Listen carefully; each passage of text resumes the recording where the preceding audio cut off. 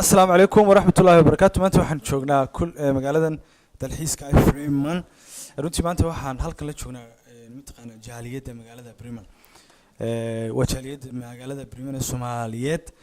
halkan waxaa la jooga Maxamuud Faarax oo runtii kamid ah gudida ama golaha dhexe ee jaaliyadda.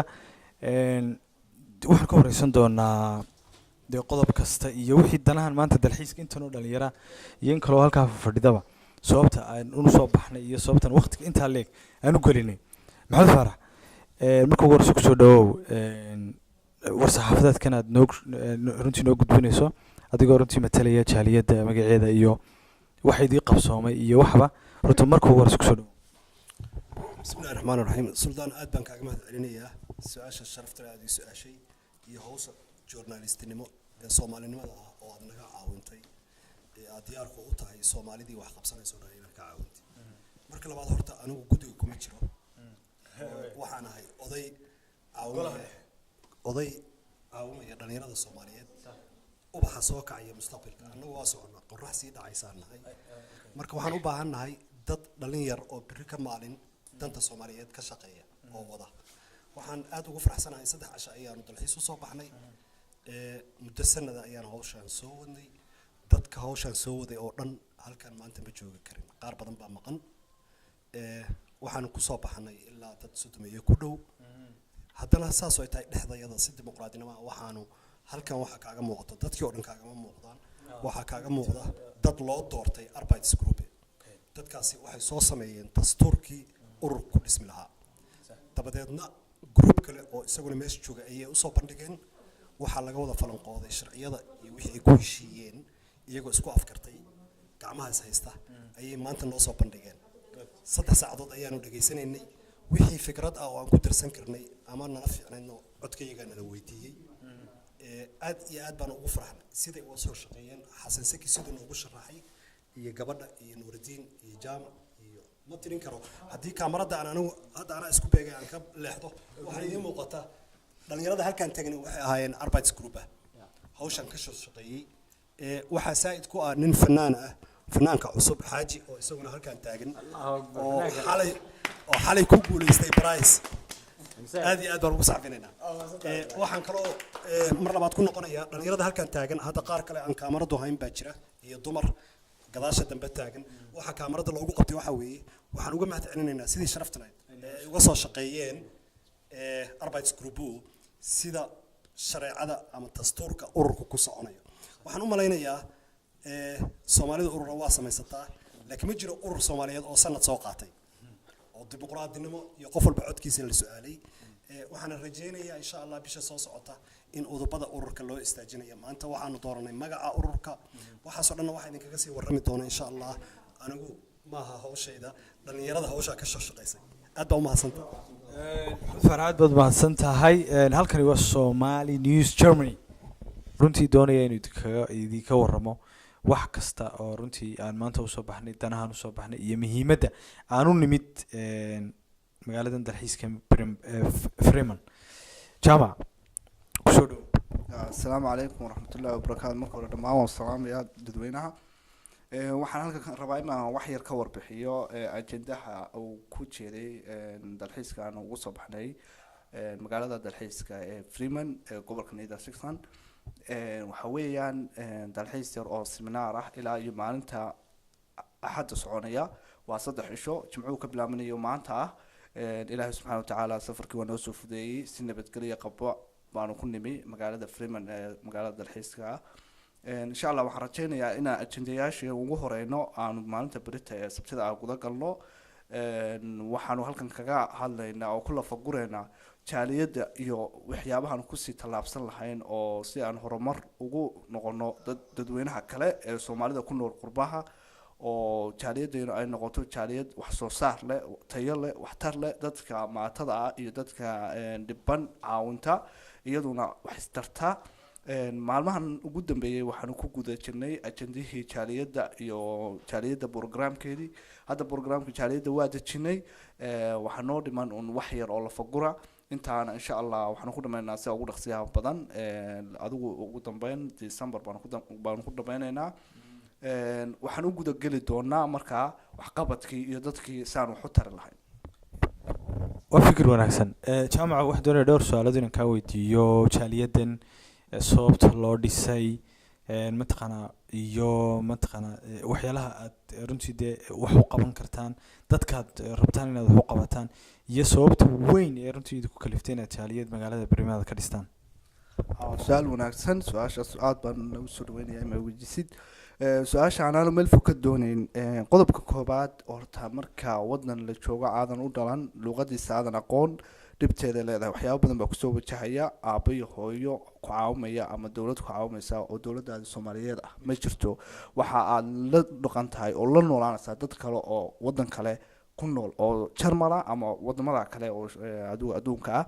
marka ajendaha koobaad ee jaaliyadan loo aasaasay waxa weeyaan, maadaamaan aragnay in ummadii kale naga hormartay masaajido ay samaysteen, sports ay samaysteen, xafiisyo ay samaysteen, ummadii soomaaliyeedna aanayba waxba ka ahayn oo aan waxba loo arag, oo shirna lagu taxgelinayn, qofka dhinta aanan aasa karin, qofka xanuunsan aanan isbitaalka ku abooqan karin, kana laga xidho aanan soo doysan karin, oo wax kasta jaaliyad lagu xidhay. waxaa jirta kelmad aan hadda rabo inaan ka dhawaajiyo oo muhiima. taas waxa weeyaan taxamada iskuulka waxaa lagu daray luqadda carabiga, beeshiska, luqadaha kale dadka kale jaaliyadda leh, laakiin soomaali kuma jirto. waa sababta ugu weyn ee marka aad jaamaca su-aal kale kaa weydiinaya, maadaama aad tahay guddoomiye ku-xigeenka jaaliyadda magaalada Bariman, runtii aad baad ugu gun dalooshaa, ama dee waxaa tahay qof aad ugu xidhan, ama dee qof aad u xog og jaaliyadda. maxaad u malayn kartaa dhibaato intee leeg baad kala kulmatay markaad dhisayseen jaaliyadda, iyo mataqaanaa markii ugu horreysay aad abaabulkeeda samayseen? horta wax kasta marka la bilaabayo dhibteeda leeyihiin. dee wax kasta marka la dhisayona ma qurux badna, laakiin markay dhismaan bay qurux badan yihiin. dee wixii marka la bilaabayo niyad-jab baa jira, dadku ballamaha ma ilaalinayaan, dadku mucaaradaya jira oo iyagii raba imaana waxba qaban, laakiin adiga ku hor taagnaadaan oo doonaya inay iyagu uun wax noqdaan, haddana waxba qaban maayaan. marka caqabado badan waa jireen, laakiin wixii badnaa waa kasoo gudubnay. maanta alxamdulilah waxna hortaagan oo aanu ka baqayno ma jiraan. laakiin markii hore baqdid waa jirtay, markay cusbeed jaaliyadu dee dhibo badan baa jiray, oo waa dareemi kartaa soomaalidu waa iska dhib badan tahay, dhibuhu waa jiraan. laakiin alxamdulilah maanta wax dhib aan ka baqaynaa ma jirto. waxaan doonaya su-aasha ugu dambeysay inaan ku weydiiyo jaamaca. maanta dalxiis baan usoo baxnay. dalxiiskan runtii dhalinyaro fara badan baa ii muuqda oo ku dhawaad ilaa 40 qofa. dhalinyaradan intan leeg waxa intooda badan ay dhalinyaro magaalada Bariman degan yihiin. waa yani dhibaataynta leeg baad ka martay inaad isku soo urursaan, oo waxa weeyaan 3 cisho dalxiisa loo baxaya. dee waa doctor qof kasta guri buu degay, guriga baad kasoo kaxayseen, hoteelo khatar aad u karayseen oo dee qaaliya, dee waxa weeyaan tigidhadoodii, baabuurtii lagu qaadayay, waxaasoo dhan idinkaa runtii dhabarka saartay. dee waa doctor qof kastoo 3 cisho guri ka maqana, dee wax kastoo cunayo wixiidoo dhan dee waa la bixinayaa.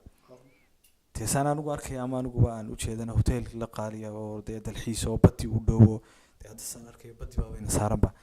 jaamacow yaa mataqaanaa lacagtan iyo mataqaanaa idinka caawiye. oo midda kale su-aasha kale aan doonaya haddaan dib ugu noqdo, dhibaato intee leeg baad ka marteen 40 ka dhalinyaro inaad isku soo urursaan? su-aalkeedna aada u wanaagsan.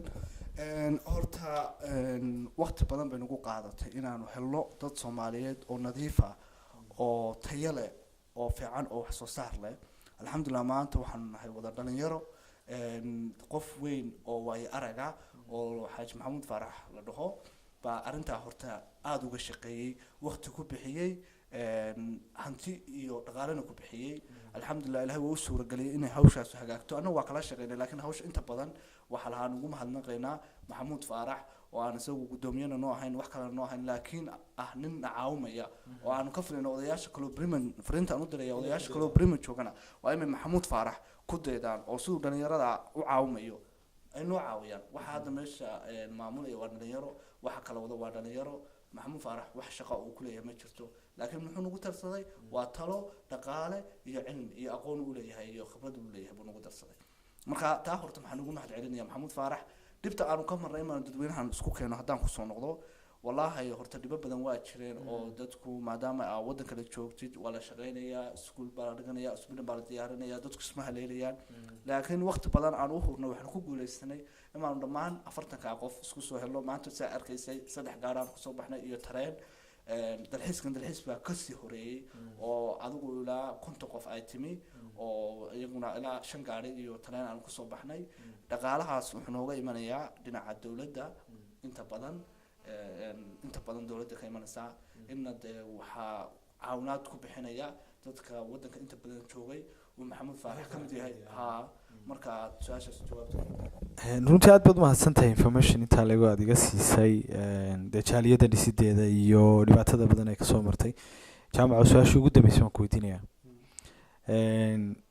rajo intee leeg baad u malayn kartaan inaad isku xiri kartaan dhammaan dhalinyarada odayaasha islaamaha dumarka magaalada Birmingham ugu yaraan anigu waxaan aaminsanahay malaha ilaa 600 700 oo qof ayaa runtii ku nool 700 ee qof haddii aad jaaliyadu noqotaan ama jaaliyadiina ay ku soo xirmaan 700 qof dhibaatadooda dhabarka saarataan ba runtii leedka baahiyay marka sidoo malayn kartaa sidoo maarin kartaan oo aad hawsheeda u dhameyn kartaan taa waxaan sameynaa insha Allah marka hore horta wax kasta waxay leeyihiin asaasku haddaan hagaagina waxba ma hagaagaan hadda guri marka dhisanaysa haddaan tusaale ku soo qaato rukun buu leeyahay gurigu rukunka hadduu qalloocdo guriguna waa qalloocanayaa waxaanu jecelnahay jaaliyadu marka hore inay tayo la noqoto wanaagsan noqoto isku keeni karta dhammaan kabsan karta dadweynaha ku nool gobolka Bremen iyo agagaarkeeda marka insha Allah waxaanu ku rajo weynaa rajadaan qabno rajo yar ma aha rajo aad u weyn baan u qabnaa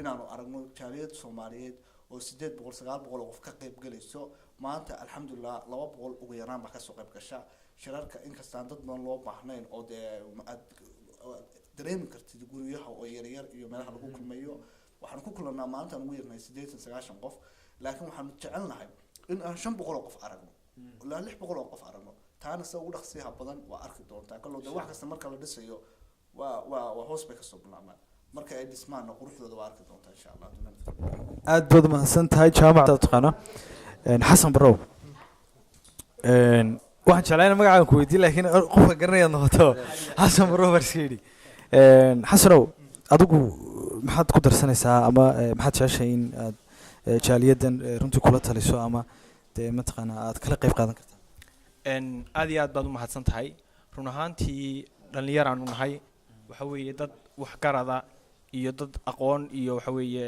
cilmiba u saaxiiba waan ugu jiraan waxa weeye gamco wada jir bay wax ku gooyaan farqu falma dhaqdo waxa loo baahan yahay in hadda waxaan ku jiraa process aanu bilownahay laakiin se aanu doonayno inaan wax dhidibada u taagno waxa loo baahan yahay caqabado badan baa naga hor iman doona inaanu adkeysigeeda yeelano waxa loo baahan yahay qofku inuu barto waxa uu doonayo inuu sameeyo ma aha kaliya inaad waxa weeye noqoto qof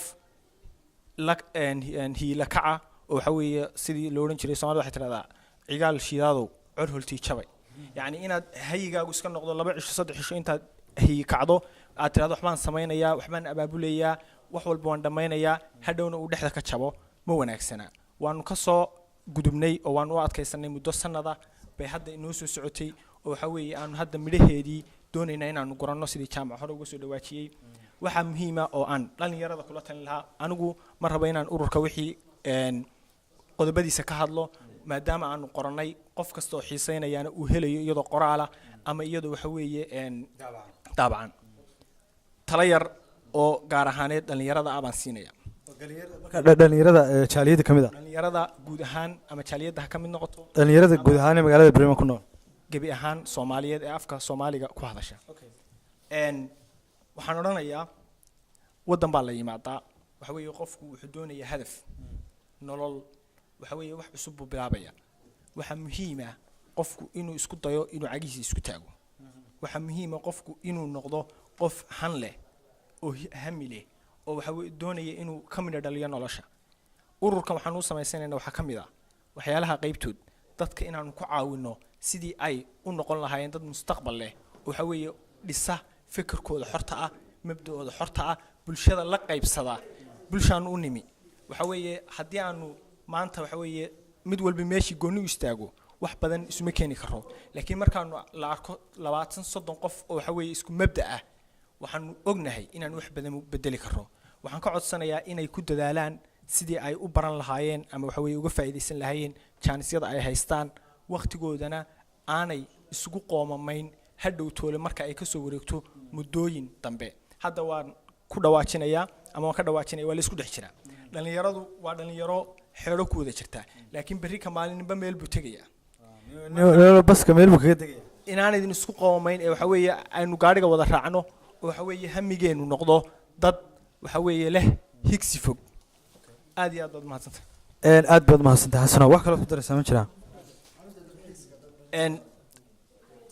arrinta dalxiiska aad iyo aad baanu ula dhacnay, waana jamac baana ka dhawaajiyay inaan ku noqnoqdo. arrintaa waan ka hadalkuna waxa weeye intaasaan kusoo gabagabaynaya haddii ilahay ka dhigo. xasano aad baad mahadsantahay. maanta waxaan ku sugannahay caadiyan magaaladan Freeman no Bremen waxaan soo qaadanay 3 cisho oo runtii dalxiisa. waxaan la qaatay anigu 3 cisho goob joog baan ka ahaa. waxaan ka mid ahaa runtii dadkii martida ku ahaa in ay ka qayb qaataan shirkan iyo dalxiiskan iyo waxaan oo dhanba. runtii aad baan horta ugu mahadinayaa anigu shakhsi ahaantayda sida quruxda badan leh aad u soo abaabusheen.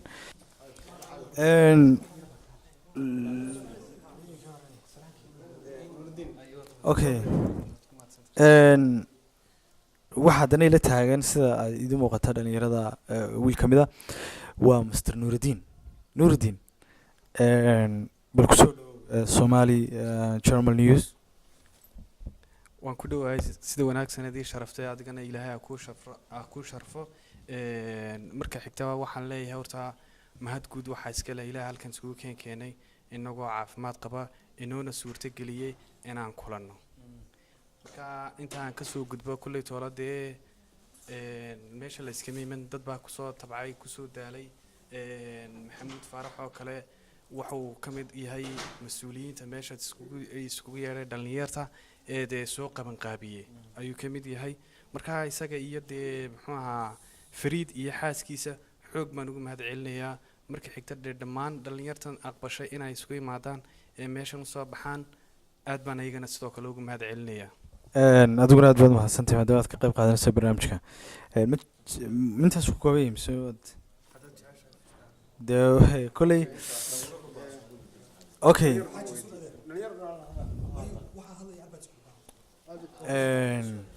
ninkan aad arkaysaa waa fanaan. marka fanaanku gadaal baad istaagaysaa. waa kula adiga si gaar ah ugu wareysanaya. marka u yeelkaadi soo istaag. waxaad moodaa kaamirada inaad ka dheeraatay adoo. okay markuu wareyso magacaaga? magacaygu waa Mahad. Mahad waxaad tahay dhalinyarada magaalada Bremen. Mahadow sida aan ilaa maalmaha idin la joogaa waxaad kamid tahay groupka Arbad groupka ama Arbad groupka. maxaad markaa adigu noo wadaa? sidaad hore u sheegtaba halkan waxaa ka dhacay mataqaanaa wax wanaagsan wax khayr ah waxaan hore looga baran Soomaalida Bremen degan. maasha Allah inaguna uga mahad celinaynaa intii ka shaqeeyay barnaamijkaas kaas waxa weeyaan wax muddo dheer soo jiitmay. anigana ii jeedid meeshan waxaa ka dhacday dhowr iyo 10 shir oo Soomaalida ay ku sameysay Bremen iyo 2 mar halkan aan marka anu hal marna kama ana maqnaan waana joogay.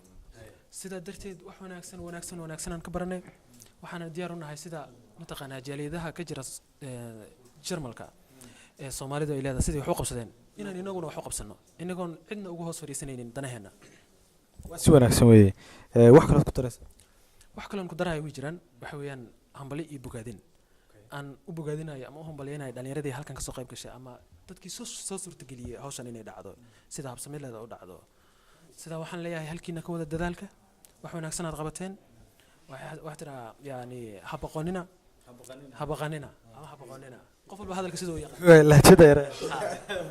marka intaasan marka aniguna ku kordhinaya hadal hamba ma lahan inteedii wanaagsaneed waa la yiri. marka inaguna halkaasan taqaanaa ku dhaafay. aad baad u mahadsan tahay. hadda waxa isaguna halkan taagan dhalinyarada isaguna jaaliyada kamid ah ama ururka kamid ah. magacaaga? aniga magacyo badan baa leeyahay laakiin dhalinyaradu waxay igu yeertaa Enso. marka Enso soo dhaweynaya laakiin magacayga magacaaga ma Enso. magacyo badan baan u leeyahay laakiin magacayga caadiga aan idin sheegayaa maadaama macnaha ay noqoto marka magacaaga magacii hore kii yadan anistaha baba magac qurux. okay kaas ba hadda ka dhigatay Enso asaga u deynina laakiin si waxaan magacayga caadiga Axmed baa leeyahay. marka aad baan ku soo dhaweynaya wariye. aad baan adiguna ku soo dhaweynaya runtii halkan waa Somali German News ama German Somali News. Adigu Axmedow maxaad dee fikir haysaa oo aad kaga duwantay dhalinyarada? wallaahi dhalinyarada kale wax aan kaga duwanayo ma jirto runtii dee hadal in la habeeyo ma fiican hadal raggii hore oo iga horeeyo dee baa yiri marka dee anugu keliya waxaan ku darayaa waa bogaadin iyo macnaha habsami in macnaha lagu daro oo runtii dee aynu kasii ambaqaadno hadda meeshaa joogno runtii maanta bilow waynu joognaa waxaanu samaysanay macnaha waxa weeye macnaha dhidid baa u aasnay groupkii macnaha ugu horeeyey farcaanka ugu horeeyay hadda sameynay Bremen waxaan rajeynayaa runtii inuu halkaa kasii dhaqaaqo oo uusan maanta noqon macnaha balantii ugu horeyso oo sugu nimaan oo uu noqdo macnaha maanta bilow wanaagsan inuu noo noqdo oo runtii mustaqbal aad u fog baan ka rajeynaa dhalinyarada soo korayso iyo kuwa hadda waddanka imaan doono in la idinku dayo aad baad mahadsan tahay. ku soo dhow halka soo istaag isbedela adigu markuu ugu horeyso anigu dee ma doonayo magteena magacaaga ku dhawaaqo laakiin markuu ugu horeyso naaristaada iyo magacaaga fanaan. اولا السلام عليكم ورحمه الله وبركاته magacayga naaneysta sida la dhihi karo ama magacayga caadiga family u yaqaanin iyo asxaabtu waa xaaji laakiin axmedna waa la yaqaan oo magacayga labaad. runtii aad baad mahadsan tahay. adigu waxaa tahay dhalinyarada inta dee khibradda leh khibrad fanaanimaad leed adigu horta kusoo dhow horta xalay tan wixii aad meesha ka dhigtay dadku way yaabeen waa weeyaan hal mar baad dee waxa weeye la soo baxday waxaad hidew lahayd adigu maxaad noo wadaa marka? dabcan xubin baan ka ahay jaaliyadda marka waxaan rabaa halkan in aan dabcan dhalinyaro badan oo xubinka ah way soo hadashay aniguna waxaan rabaa hadda in aan ka hadlo wixii dee fikir ah ama aan ku kordhin karana aan ka sheego. aad baad mahadsan tahay. dee fikirka maad kaga dhawaajisay marka? dabcan waxaa la oran karaa dhalinyarada Bremen khaasatan dhalinyarada Bremen ku nool waxyaalo badan bay qabsatay oo aad u qurux badan waxaa kamid ah inaanu jaalay samaysanay waxaa kamid ah in aanu isku tashanay waxaa kamid ah in aanu mustaqbalka iyo ayaha dambe aanu rajo fiican ka sugayno aanu wax wada qabsanayno insha Allah. dhalinyarada halkaa dambe taagan waxay ka cabsanayaan inay isugu dhufato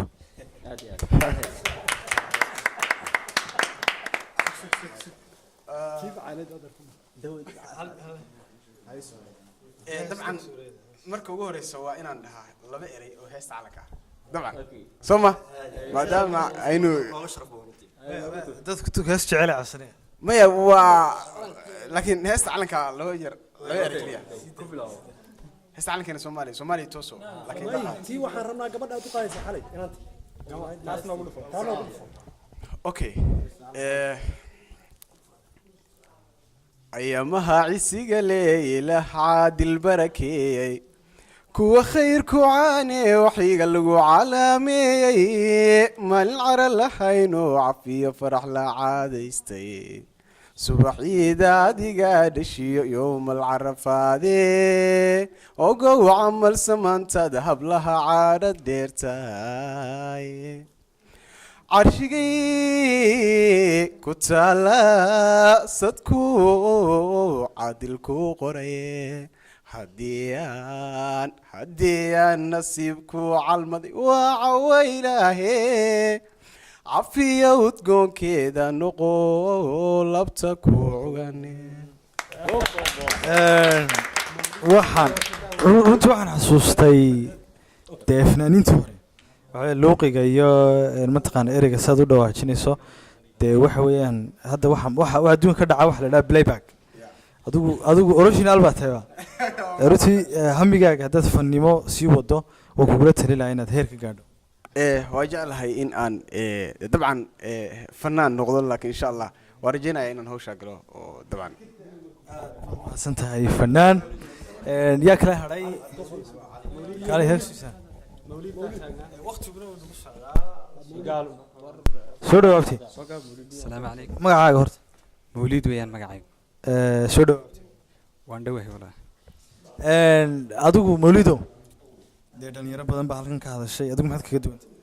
كلين اللي يرد هذا الكويد دميين أنا لو بدأ قدامي كسر دريا وحويان وقت جاي فايدة دي وقت جا مركان وقت جا لا هاي وح يصاب بحذي كل سبت ده حد اللي يرتو يسكب في الدي وحمين قبل شيرين لكن ما أنت وح يصاب بحذي إن سبت دي حدي أن وحوين سوكرني كاس أو مثلي دونا اللي يرتها أما اللي يرتها كنا البريمن kuwaas oo helay dastuurkaasoo laga xukumi doono dhalinyarta degan Bremen xaqooda waxay xaq u leeyihiin iyo wax kastoo noloshooda iyo mustaqbalkooda iyo ciyaalkoodaba hadhow ay doonaan waxaanan ogaaday inaan wax kasta una ahayn keliya inaad noqoto qof una dejin karin qof professor laakiinse cilmigu alcilmi bayna talaamiid qof kasta fikirkiisa oo la cabiray oo la soo ururiyay fikradii saliimkii kuwaasoo ka soo go'ay qalbiyo nadiifa oo isku nadiifa kuna heshiiyey inay wax wanaagsan dhidbada wada qabsi santa abti hadda waxaan gabadii wax kale oo markaa adiga ku haray mawlida waxaan doonayaa inaan uga mahad celiyo ciddii abaabushay ee markii hore soo qaban qaabisay hawshan seminaarkan kolleyde kharash baa ku baxay dad baa waqti siiyey dad baa hawlo kale inay lahaayeen laga yaabaa weliba aan soomaaliba ahaynee dad kale ah laakiin se jecel inay waxay noo dhisaan waxay nala garab galaan inala qabtaan oo ay ka mid yihiin wiilka carabka iyo gabadhiisa oo uu ka mid yahay dee adeer maxamuud oo isna experience ama khibrad badan oo leh waddankanayn badan deganaa aanan ka aamusin sida dee dadka kale maanta hadduu isna dee odayaal badan way jiraan oo aqoon leh soddon sano ama in ka badan joogay laakiin xilli aan iska saarin dadka walaalahooda mustaqbalkooda laakiin se ka fikirawn inankiisa siduu jaamacad uga saari lahaa isaguna dee guri iyo nolol iyo wax ku filan uu haystaa kumuu fikirin in berri ka maalin uu soo geli doono qof ama inankiisaasi berri ka maalin haddii wax ku dhacaan ama uu yahay dee qof Soomaaliya una ahayn qof Jarmala oo berri cidda u gurmanaysa wax u qabanaysa ay tahay Soomaali aan Jarmal u gurmanayn kumuu fikirin laakiin se alxamdulillah waxaan uga mahad celinayaa adeer maxamuud hawsha uu iska xil saaray uu kaga duwan yahay odayaasha kalena ay u noqoto model ay ku daydaan oo ay nidaamka wanaagsan qofkii waxa la yiri jid wanaagsan jideeya ajirkeedu leeyahay qofkii jid xun sideeyana ee qof kastoo mara halkaasi jidkeedu leeyahay marka jidka wanaagsan u jideeyo waan uga mahad celinaa isagana waxaan leeyahay ka daalin adeero rajadu iyo nolosha waxa ka iman doona mustaqbal fiican dhalinyartuna isku waxaan rajaynayaa inay mustaqbalka insha Allah kuwii isticmaalo inay noqon de kuwa khasaariyo sida kookuhu wuxuu leeyahay yiraahdo soo kadibna uu damaa laakiin se waxaan noqonaa insha Allah kuwa ka sii badiya dhariga oo maskaxdooda iyo mustaqbalkoodana ka fikira dadkana si isku soo dhaweyn lahayn ururkuna uu noqdo mid cid kasta oo Soomaaliya qof kasta ku farxi doona aad baad mahadsantahay abti waa guntii iyo gabagabadii amarka Ilaahay qofkii ugu dambeeyay baad noqotay aday soo xidhay barnaamijka markuu ugu horeyso ku soo dhaw waan dhawahay magacaygu waxaa la cali laakiin dhalinyarta meesha ugu imaado waxay ugu wanaagsan magaalkan ka imaado cali buuqalis cali buuqaliso dee maanta oo dhan dadkii waad maqlayso waad la socoto intiiba waad joogtay adigu dadkaas oo dhan maxaad kaga duwan tahay dadkaasi waxba kagama duwanin horta waxaana dhalinyarta barnaamijkooda qaybsanaysay waxna wada haysatay marka aniga waxaan macnaha ugu dirayaa oo aan fikradan u qaybsanaya waxaan dhahayaa waqtigiina ugu wacan ka faa'iideysta si aad u gaartiin hamiyadiina badan marka waxaan halkan aad iyo aad ugu mahad celinayaa adeer maxamuud waxaa ku soo xigo labada qofood oo macnaha ajnabiga oo nacaabiyo iyo qaasatan dhalinyarta ka soo qayb gasho waqti walba iyo kuwa hadda joogo dalxiiska aan soo aadnay marka ma sha Allah kulli arinteena waxa waa arin aad iyo aad miro dhal u leh waxaana aad ugu faraxsanahay inaan macnaha anigu wadan qurba joogno isfahanay kuna wada dad macnaha wada siman marka waxaan dhahayaa insha Allah arintaaniiti in macnaha meeshada noogu sii socoto ee noo noqoto mid xoogan mid labaad waxaan aad iyo aad ugu mahad celinayaa odo maxamuud oo ah dhalinyarta Bremen aabahooda oo waqti walba jecel inuu waqtigeena maalayacna noogu dhumin waqti walba noogu waaniyo inuu waqtigeena lahaado meel fiican arintan ay tahay mid xaqiisa ka imaaday marka insha Allah dhamaan waxaan dhahayaa fadhiga aan ka wada kacno sida hadda isku haysana gacmaha aan isku wada haysana insha Allah aad baad mahadsan tahay wuxuu